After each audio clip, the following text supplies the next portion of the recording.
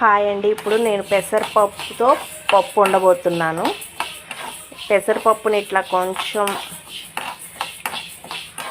Fry చేసుకోవాలి.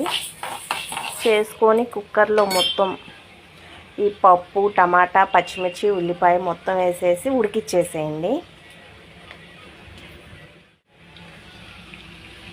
ఇది chicken పప్పులోకి నంచుకోవడానికి చికెన్ ఫ్రై. ఇట్లా ఫ్రై అయిపోయినాక చల్లగా అయిన తర్వాత ఇట్లా పచ్చిమిర్చి,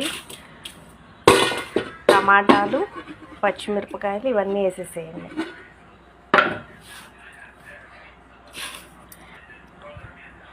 వేసేసి తగినంత వాటర్ పోసేసి కుక్కర్లో పెట్టి పెసరపప్పు వండేటప్పుడు కొంచెం జీలకర్ర, వెల్లిపాయలు కొంచెం దంచి తాలింపు వేసేటప్పుడు వేస్తే పెసరపప్పు అసలు మామూలు టేస్ట్ ఉండదండి.